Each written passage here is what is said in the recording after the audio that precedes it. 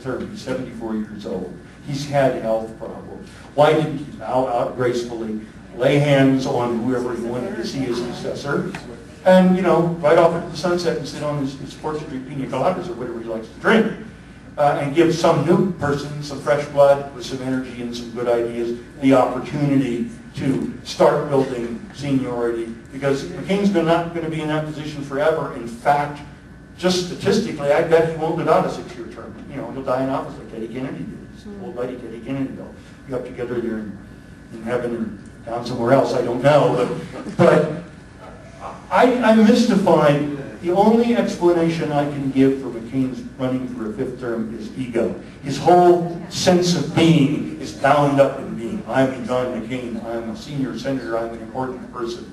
That's why I think he ran again. But no, the argument that he's got a lot of seniority is actually a reason to vote against him. Because the more untrustworthy somebody is, the less power you want him to have. The lady in the striped... Yes? You told me that you weren't necessarily conservative. In what ways are you not conservative? Well, that's a fair question. As I said, I'm sure there are people in this audience who disagree with me on a number of issues. Libertarians believe in less government, more individual freedom, more individual responsibility for taking control of your life across the board. That means not only do we believe that you have the right to keep what you earn and the things that you create, you're also responsibility for making decisions about things like, will I drink alcohol? Will I smoke marijuana? Will I watch pornographic movies?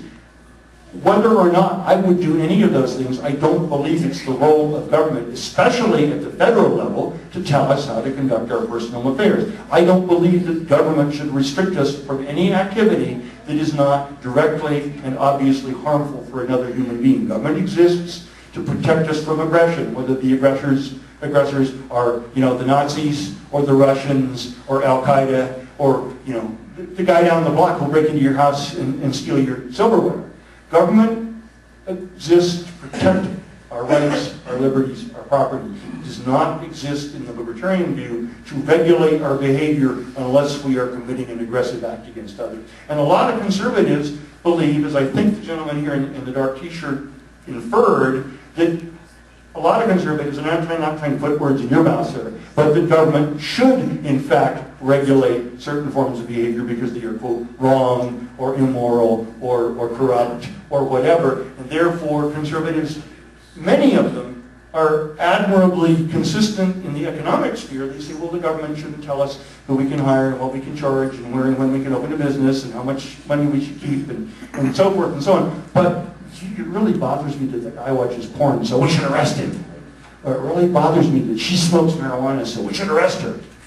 And that's the difference between libertarians and conservatives. Libertarians say, keep government really, really, really small. Yes, sir? Speaking of ways and means, Mm-hmm. if in the event you are elected, Mm-hmm. how would you proceed to downsize government? Well, as I said, I believe about 20 minutes ago, single-handedly, I cannot do much except that many bills, to pass a bill that has not been read, for example, the 2,300-page health care bill, the Speaker of the House or the Vice President, who's the President of the Senate, gets up and says, is there any objection to considering this? John McCain never objected. All it takes is one person to say, I object. I want the bill read and discussed. That would bring things to a grinding halt. It would prevent the practice of burying a bill on a totally unrelated subject in another. One person can do a tremendous amount in terms of throwing sand in the gears, stopping the machine, as the fellow in the cartoon did by stuffing his ballot in the treads of the tank. One person can object repeatedly and strenuously. That may be political suicide. You know, if I'm senator, I'm not doing it because I want to be senator for 24 years. I'm doing it because I want to stop the damage and turn things around, and that's what one person can do. Object to passage of bills without proper consideration. Can they do that in the House as well as the Senate? I believe so. So what I'm wondering is, why didn't Ron Paul do that? I do not speak for Ron Paul, and I cannot answer that question. Because I wish someone would have done that, so that we would have known what was in the darn bill before it got passed. Well, you and me and probably everybody else in this room, I think it's really criminal to pass bills that have thousands of pages containing all kinds of sneaky provisions that were snuck in at the last minute, and then that idiot Nancy Pelosi says, well, I guess we'll have to pass it to find out what's in it. Nancy, it's not a Christmas present. You have to open up to find what's inside. No, you read the bill first, and you debate each of the points, and if there's provisions in there. One of the provisions in that bill, incidentally, requires anybody who purchases or sells over $600 if or file a form with the IRS. Not you as the purchaser, but you go down to Sears and buy a washer and dryer that costs $800. Sears now has to report that transaction to the IRS. What does that have to do with health care? Nothing. But it's in the bill because they could sneak it in, and so we did. It's that kind of madness that has to stop. This lady here. What is your relation to gay marriage? Excuse me? Gay marriage, what is my position is that it's none of the government's business to decide who can marry who and on what terms. The whole concept of government as the approver and sanctifier of marriage is relatively recent. It was instituted primarily, believe it or not, to prevent racial intermarriage in the 19th and early 20th century, to prevent black people from marrying white people and so forth. Why should the government decide who you can marry? Can't two people form an agreement and draw up a contract saying this is the basis of our relationship, this is the reciprocal privileges, etc.? Why does the government have to be involved in marriage at all? Isn't that between individuals and whatever church they belong to, if they do belong to a church? It's not the government's business to decide who gets married and on what terms. I don't care, gay, straight, black, white, tall, short. It's not the government's business. Yes, Cindy. 5 minutes. Yes. So you're asking me for a job. What am I going to see on your resume? What's your previous experience? That's a good point. Any candidate who seeks any public office is in fact asking you to hire him or her to perform a job. And it's a legitimate question. What experience do I possess? I have never held public office. I've run for U.S. Congress twice, in 2000 and in 2006. This is my first and last run for U.S. Senate. If I'm elected, I'll serve only one term, because I intend to go up there and vote for what's right and object to what's wrong. And by the end of that 6 years, probably I couldn't get reelected anyhow. But the point is, I'm not in this career politician. I have never held public office. I do have a couple of interesting qualifications, however.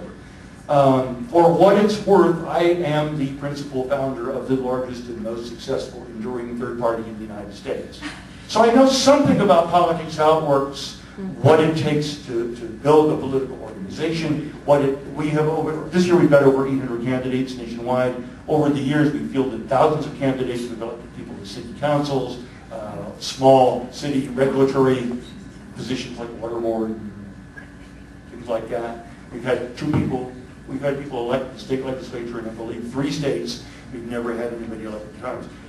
The fact that I created a political party that has outlasted and outperformed every serious political party, and by that I mean one that isn't a cult of personality, say the Perot movement, I think indicates that I understand something about the political process, and the fact that I'm willing to stand up for the right as I see it and don't back down, I consider to be my 2 most important qualifications. That answer your question? Kind of. Kind of. It's the best answer I can give you. I think we have room for one more question. One more. The gentleman here in the Vietnam veteran hat and the Fire Congress t-shirt. What's your solution to the southern Arizona border? Yes. You mentioned that you'll control it, but you won't seal it. That's a good point, and I'm sorry it's the last question because it really deserves a longer answer than I'm probably going to be able to give you. I think that the problems we have in terms of people with bad intent coming into this country illegally are real. I think that, say, SB 1070 is the wrong solution. And incidentally, Judge Napolitano, who knows far more about constitutional law than I ever will, has said that he thinks it's not a constitutional bill.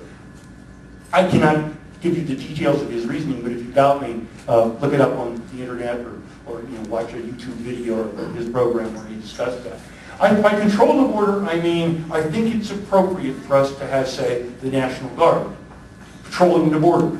But step back a moment. Why do we have the problems that we have with the illegal immigrants? Because we have a policy that precludes the vast majority of people who want to come here for good and legitimate reasons, to find a job, to raise a family, to start a business, to visit relatives, stay with relatives, they are precluded from entering legally. So they are then left with the option of either not coming here at all or sneaking in.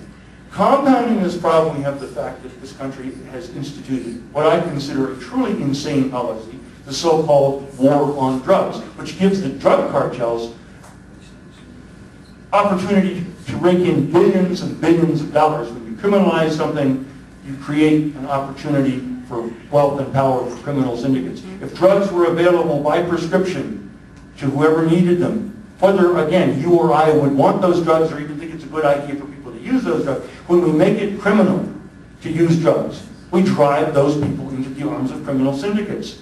The drug cartels would collapse if we did not have the drug war, and they would not be sending people across the desert carrying kilograms and pickup truck loads of drugs. A lot of that problem would go away, and if we made it easier for people who would submit to a background check, make sure that they're not terrorists or criminals and have no communicable diseases, to come into the United States freely on work visas and open the gate for the good people, would be so few bad people left, it would be a lot easier to catch them. I think the National Guard could do that adequately. We don't need to spend billions of dollars on a big fence. Remember, fences people keep people in as well as out. If this country goes totalitarian, everybody's going to go, oops, we built that big wall. What do we do now? Think about it very carefully. Do you really want a big impenetrable wall with people, standing on the top with machine guns across our southern border? I don't. I think the National Guard can handle that if we readjust our policy so that we disempower the criminal drug syndicates and we make it easier for people who want to get in for legitimate, non-violent, non-criminal purposes. I think that's about it.